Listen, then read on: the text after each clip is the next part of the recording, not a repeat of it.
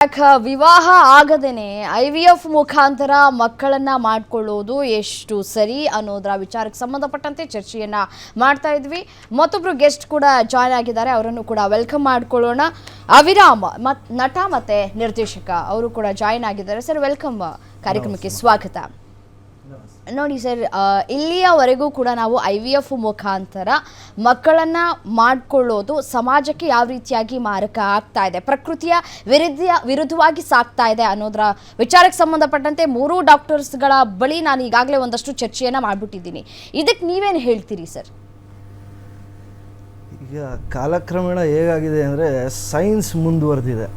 ಯಾಕೆ ಮುಂದುವರಿತಾ ಇದೆ ಅಂದರೆ ಅದರಲ್ಲಿ ಅಡ್ವಾಂಟೇಜ್ ಇದೆ, ಅಡ್ವಾಂಟೇಜ್ ಇದೆ. ಅಡ್ವಾಂಟೇಜ್ ಪ್ರಕಾರ ತಗೊಳ್ಳೋದಿದ್ರೆ ಇದೆಲ್ಲ ಒಳ್ಳೆಯದಕ್ಕೆ. ಎಷ್ಟೋ ಬಂಜೆತನ ಅನ್ನೋದಿದೆ ಹೆಂಗಸರಲ್ಲಿ, ಇವತ್ತಿಗೂ ತುಂಬ ಶೋಷಣೆಗೆ ಒಳಗಾಗ್ತಾ ಇದ್ದಾರೆ ತುಂಬ ಹೆಂಗಸರು. ಅವ್ರಿಗೆಲ್ಲ ಇದೊಂದು ಗಾಡ್ ಗಿಫ್ಟ್ ಥರ ಇದು, ಈ ಸೈನ್ಸಿಂದ ಸಿಕ್ಕಿರೋವಂಥದ್ದು ಅಲ್ವಾ? ಯಾಕಂದರೆ ನಾವು ಕಣ್ಣು ಕಾಣಿಸ್ದೇ ಇರೋ ದೇವ್ರನ್ನ ಅದ್ರ ಮೊರೆ ಹೋಗ್ತೀವಿ, ನಮ್ಗೆ ಕಣ್ಣು ಕಾಣಿಸಲ್ಲ. ಇಲ್ಲೇನಾಗುತ್ತೆ, ಈ ಥರದೊಂದು IVF ಮುಖಾಂತರ ಇನ್ವಿಟ್ರೋ ಫರ್ಟಿಲೈಸೇಷನ್, ಅದು ಕೇಳೋದಕ್ಕೆ ತುಂಬ ಅದ್ಭುತ. ಅದು ಆ ಪ್ರೋಸೆಸ್ಸು ನಾನು ಸ್ಟಡಿ ಮಾಡ್ದಂಗೆ ಅಪ್ರಾಕ್ಸಿಮೇಟ್ ಒಂದು 50 ಇಯರ್ಸಿಂದ ಇದು R&D ಮಾಡ್ತಾ 1978 ಫಸ್ಟ್ ಮಗು ಇಂಗ್ಲೆಂಡಲ್ಲಿ, ನನಗಿರೋ ನಾಲೆಜ್ನಲ್ಲಿ ಸಮ್ ಲೂಯಿಸ್ ಏನೋ ಇದೆ ಹೆಸರು, ಅದು ಫಸ್ಟ್ ಮಗು ಅಲ್ಲಿ ಜನಿಸುತ್ತೆ.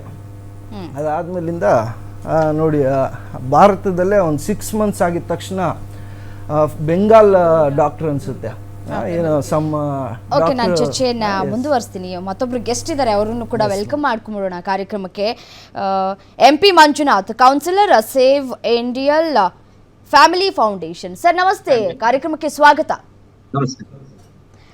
ಸರ್, ಚರ್ಚಾ ಕಾರ್ಯಕ್ರಮ ನಾವು ಮುಂದುವರಿಸ್ತಾ ಇದ್ದೀವಿ. IVF ಮುಖಾಂತರ ಮಕ್ಕಳನ್ನ ಮಾಡ್ಕೊಳ್ಳೋದು ಸಮಾಜಕ್ಕೆ ಎಷ್ಟು ಮಾರಕ ಅನ್ನುವಂತಹ ಪ್ರಶ್ನೆ, ಇದು ನಿಜಕ್ಕೂ ಪ್ರಕೃತಿಯ ವಿರುದ್ಧವಾಗಿ ಸಾಕ್ತಾ ಇದೀವಾ ನಾವು ಅನ್ನುವಂತಹ ಪ್ರಶ್ನೆಗಳು ಕೂಡ ಕಾಡ್ತಾ ಇದೆ. ಸರ್, ನೀವೇನು ಹೇಳ್ತೀರಿ ಸರ್ ಈ ವಿಚಾರಕ್ಕೆ ಸಂಬಂಧಪಟ್ಟಂತೆ? ಇದನ್ನ ನಾವು ಕಾನೂನಿನ ದೃಷ್ಟಿಯಿಂದ ನೋಡಿದಾಗ ಅಸಿಸ್ಟೆಡ್ ರಿಪ್ರೊಡಕ್ಟಿವ್ ಟೆಕ್ನಾಲಜಿ ಆಕ್ಟ್ 2021 ಮೂಲಕ, ಕಾನೂನು ಮೂಲಕ ಆ ಅವಕಾಶ ನಾವು ಮಾಡಿಕೊಟ್ಟಿದ್ದೇವೆ. ಆದ್ರೆ ಯಾವುದೇ ಒಂದು ಕಾನೂನು ಕಾಯ್ದೆ ಆಗ್ಬೇಕಾದ್ರೆ ಅದಕ್ಕೆ ಒಂದು ಕೆಲವು ಪರ್ಪಸ್ ಮತ್ತೆ ಆಬ್ಜೆಕ್ಟಿವ್ಸ್ ಇರತ್ತೆ.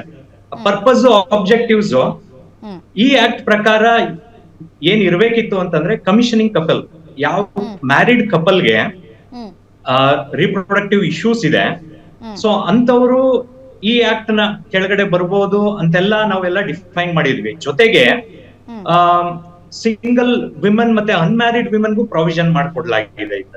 ಸೊ ಆ ಪ್ರಾವಿಷನ್ ಕೊಡ್ಲಾಗಿದ್ರಿಂದ ಎಲ್ರಿಗೂ ಅವ್ರದೇ ಆದಂತ ಹಕ್ಕುಗಳಿದೆ, ಹಾಗಾಗಿ ಅದನ್ನ ಎಕ್ಸಿಕ್ಯೂಟ್ ಮಾಡ್ತಾರೆ. ಸೊ ಅದನ್ನ ನಾವು ಸರಿ ತಪ್ಪು ಅಂತ ಕಾನೂನು ಮೂಲಕ ದೃಷ್ಟಿಯಿಂದ ನೋಡಿದ್ರೆ ಎಲ್ಲವೂ ಅದು ಸರಿ ಅಂತಾನೆ ಬರ್ತದೆ. ಆದ್ರೆ ಸಾಮಾಜಿಕ ದೃಷ್ಟಿಯಿಂದ ನೋಡಿದಾಗ ಈ ಕಾನೂನನ್ನ ಯಾವ ಪರ್ಪಸ್ ಇಟ್ಕೊಂಡು ಮಾಡ್ಲಾಯ್ತು, ಯಾವ್ದೋ ಒಂದ್ ಮ್ಯಾರಿಡ್ ಕಪಲ್ ತಮ್ಗೆ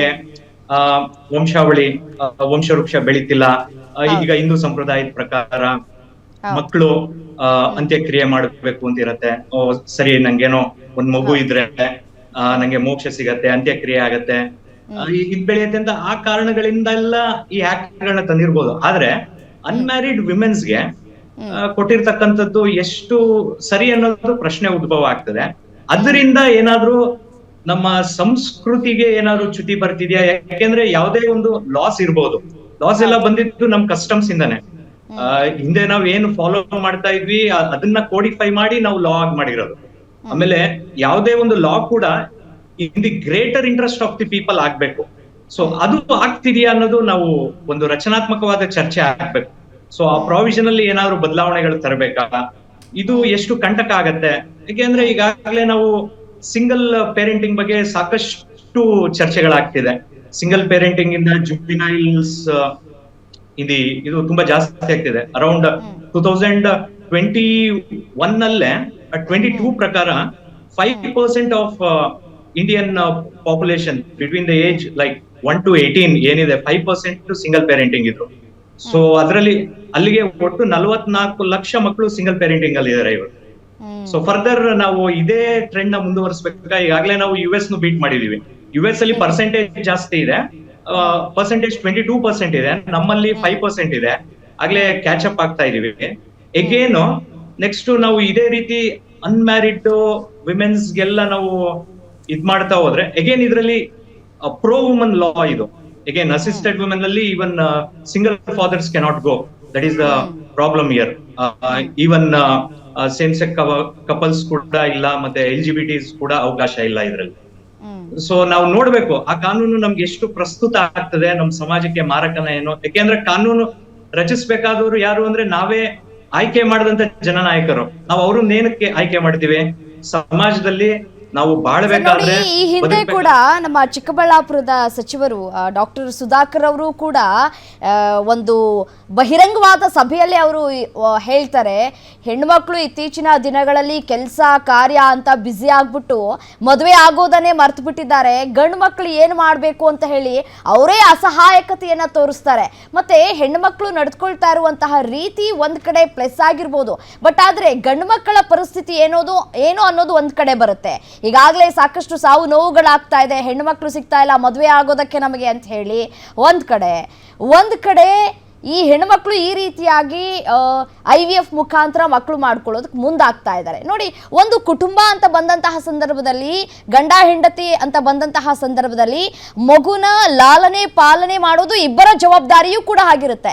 ಬಟ್ ಆದ್ರೆ IVF ಮುಖಾಂತರ ಮಾಡ್ಕೊಂಡಂತಹ ಸಂದರ್ಭದಲ್ಲಿ ತಾಯಿಯೇ ಒಬ್ಬಳೇ ಎಲ್ಲವನ್ನೂ ಕೂಡ ನೋಡ್ಕೊಳ್ಬೇಕು, ತಂದೆನೂ ಆಗಬೇಕು, ತಾಯಿನೂ ಆಗಬೇಕು, ಇಡೀ ಕುಟುಂಬವನ್ನ ಕೂಡ ಫೇಸ್ ಮಾಡಬೇಕು. ಇದು ಎತ್ತ ಸಾಕ್ತಾ ಇದೆ ಸಮಾಜ ಅನ್ನೋ ಪ್ರಶ್ನೆ ಕಾಡ್ತಾ ಇದೆ. ಮತ್ತೆ ನಾವು ಅವಲಂಬಿತವಾಗಿಲ್ಲ ಅನ್ನೋದನ್ನ ತೋರಿಸ್ಕೊಡುವಂತಹ ಕೆಲಸಗಳು ಮಾಡ್ತಾ ಇದ್ದಾರೆ ಹೆಣ್ಮಕ್ಳು ಅನ್ನೋದು ಪ್ರಶ್ನೆ ಆಗ್ತಾ ಇದೆ ಸರ್. ಸೊ ಈ ಪ್ರಶ್ನೆಗೆ ನಾನು ಉತ್ತರ ಕೊಡ್ತೀನಿ. ಒಂದು ನೀವು ಹೇಳ್ದಂಗೆ ಹೌದು, ಒಂದು ಮಗು ಬೆಳವಣಿಗೆ ಆಗ್ಬೇಕು ಅಂದ್ರೆ ತಂದೆ ತಾಯಿ ಇಬ್ರದೂ ಈಕ್ವಲ್ ರೋಲ್ಸ್ ಇರುತ್ತೆ. ಹೌದು.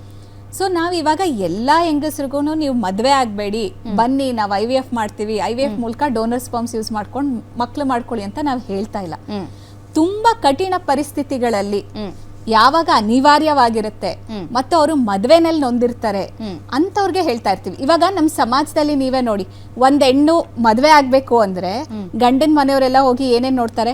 ಹುಡುಗಿ ಓದಿದಾಳ, ನೋಡಕ್ ಚೆನ್ನಾಗಿದ್ದಾಳ,